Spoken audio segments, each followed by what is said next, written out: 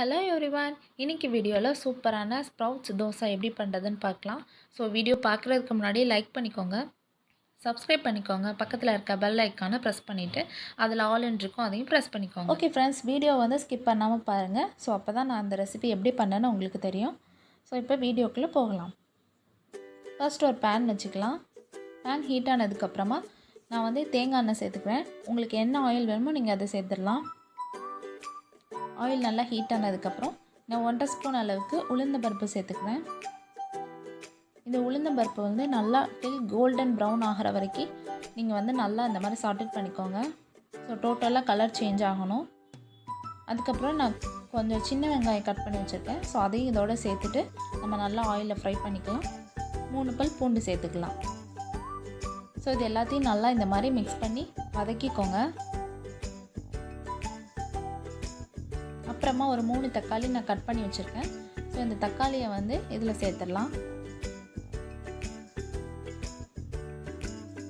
So இந்த தோசைக்கு இந்த சட்னி ரொம்பவே டேஸ்ட்டாக இருக்கும். ஃபர்ஸ்ட்டு நம்ம சட்னி ரெடி பண்ணிவிட்டு அதுக்கப்புறம் தோசை எப்படி ப்ரிப்பேர் பண்ணுறதுன்னு பார்க்கலாம். தக்காளி, வெங்காயம் இது எல்லாத்தையும் நல்லா மசிகிற அளவுக்கு நீங்கள் இந்த மாதிரி வதக்கிக்கணும். ஸோ உங்களுக்கு எவ்வளோ காரம் வேணுமோ அதுக்கேற்ற மாதிரி நீங்கள் காஞ்ச மிளகாய் சேர்த்துக்கலாம். நான் வந்து ஒரு 5 சேர்த்துருக்கேன்.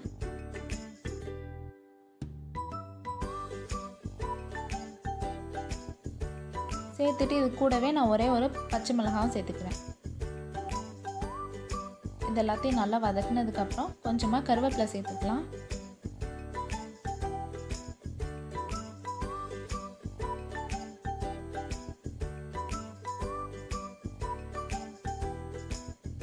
அப்புறமா நம்ம இதுக்கு தேவையான அளவு உப்பு சேர்த்துடலாம்.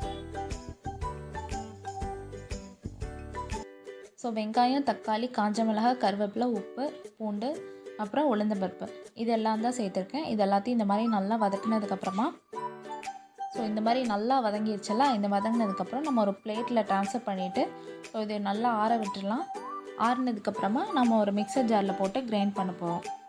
நான் வந்து இப்போ ஒரு பிளேட்டில் ட்ரான்ஸ்ஃபர் பண்ணிட்டேன். ஒரு 10 மினிட்ஸ்க்கு அப்புறமா இதை வந்து ஒரு மிக்சர் ஜாரில் போட்டு நம்ம அரைச்சி எடுத்துக்கலாம். ஸோ வந்து சட்னி வந்து இப்போ நம்மளுக்கு ரெடி ஆகிடுச்சு.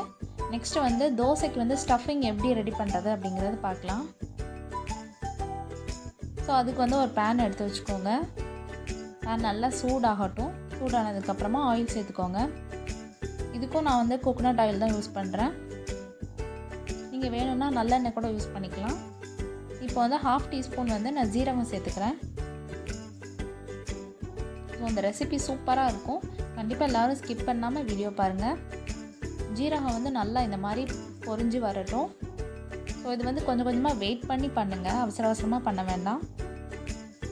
குட்டி குட்டியாக கட் பண்ண பூண்டு சேர்த்துடலாம். ஜீரகம், பூண்டு இது ரெண்டையுமே நல்லா இந்த மாதிரி மிக்ஸ் பண்ணிக்கோங்க. ஓகே, இப்போ வந்து நம்ம வெங்காயத்தை உள்ளே சேர்த்துடலாம். நான் வந்து இன்றைக்கி பெரிய வெங்காயம் எடுத்திருக்கேன். 2 பெரிய வெங்காயம் எடுத்திருக்கேன். எடுத்துகிட்டு இந்த மாதிரி நல்லா குட்டி குட்டியாக கட் பண்ணிக்கோங்க. ஸோ வெங்காயத்தை உள்ளே சேர்த்துட்டு இந்த மாதிரி நல்லா சாட்டட் பண்ணிக்கோங்க.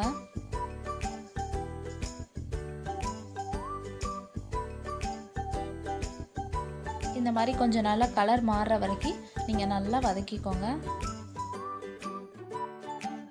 ஓகே, நெக்ஸ்ட்டு நான் என்ன ஆட் பண்ண போகிறேன் அப்படின்னு பார்த்தீங்கன்னா, ஓகே ஃப்ரெண்ட்ஸ், இப்போ வந்து கேப்சிகம் ஆட் பண்ணிக்கலாம். ஸோ இந்த மாதிரி நீங்கள் என்ன கலர் வேணாலும் ஆட் பண்ணிக்கலாம். எல்லோ கலர், ரெட் கலர் இருக்கும் இல்லையா. ஸோ நான் வந்து இங்கே க்ரீன் ஆட் பண்ணுறேன். ஸோ இந்த கேப்சிகம் பார்த்திங்கன்னா ரொம்பவே நம்ம உடம்புக்கு ரொம்ப நல்லது. ஸோ நீங்கள் வேணும்னா இதில் கேரட் கூட ஆட் பண்ணிக்கலாம். கேரட் நல்லா துருவி ஆட் பண்ணிக்கலாம். ஸோ இப்போ வந்து நான் பச்சைப்பயிறு வந்து முளைக்கட்டிய பச்சைப்பயிறு வச்சுருக்கேன். ஸோ இது வந்து 1 டேக்கு அப்புறம் எடுத்தது. இதையும் இதோட சேர்த்துடலாம். ரொம்ப ஹெல்த்தியான ரெசிபியும் கூட. ஸோ இது வந்து நீங்கள் பிரேக்ஃபாஸ்ட்டுக்கும் எடுத்துக்கலாம், டின்னருக்கும் எடுத்துக்கலாம். பிகாஸ் நம்ம ஸ்ப்ரவுட்ஸ் வந்து பார்த்திங்கன்னா நல்லா இந்த மாதிரி வேக வச்சு தான் சேர்த்துருக்கோம். ஸோ அதனால் டைஜஷனுக்கு ஒன்றும் ப்ராப்ளம் கிடையாது. இப்போ வந்து நம்ம கொஞ்சமாக கருவேப்பிலை சேர்த்துடலாம். இது வந்து நீங்கள் ஒரு தோசை சாப்பிட்டாலே போதும். உங்களுக்கு பார்த்திங்கன்னா நல்லா ஃபில்லிங்காக இருக்கும், ரொம்ப ஹெல்த்தியாக இருக்கும். ஆக்சுவலி பார்த்திங்கன்னா இந்த ரெசிபி வந்து பார்க்குறதுக்கே ரொம்ப அழகாக இருக்கும். ஏன்னா ஃபுல்லாக நம்ம க்ரீன் கலராக சேர்த்துருக்கோம். கேப்சிகம், அப்புறம் பச்சைப்பயிறு, கருவேப்பிலை இந்த மாதிரி எல்லாம் சேர்க்கும் போது வந்து ஃபுல்லாக க்ரீனாக இருக்குது பார்த்திங்களா, ரொம்ப அழகாக இருக்கும். ஸோ இப்போ நம்ம வதக்கி வச்சதை வந்து இந்த மாதிரி நல்லா ஓரமாக வச்சதுக்கப்புறமா இதில் வந்து முட்டை உடச்சி ஊற்றி சேர்த்துடலாம். நான் வந்து 2 முட்டை ஆட் பண்ணுறேன். உங்களுக்கு எத்தனை முட்டை வேணுமோ நீங்கள் சேர்த்துடலாம். நீங்கள் எத்தனை பேர் இருக்கீங்களோ அதுக்கேற்ற மாதிரி முட்டை சேர்த்துக்கலாம். சப்போஸ் உங்களுக்கு முட்டை ரொம்ப பிடிக்கும் அப்படின்னா நீங்கள் எக்ஸ்ட்ரா 2 எக்கு கூட சேர்த்துக்கலாம். ஸோ அதை பற்றி ஒன்றும் பிரச்சனை இல்லை. இன்னும் டேஸ்ட் வந்து உங்களுக்கு இன்க்ரீஸ் ஆகும், அவ்வளோதான்.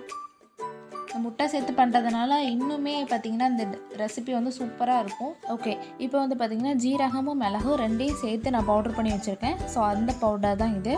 ஸோ அதையும் இதில் சேர்த்துடலாம். ஸோ வந்து கொஞ்சம் நல்லா ஸ்பைஸியாக இருக்கும். இன்னும் நிறைய வேணும்னா கூட நீங்கள் ஆட் பண்ணிக்கலாம். சூப்பராக இருக்கும் ஃப்ளேவர்.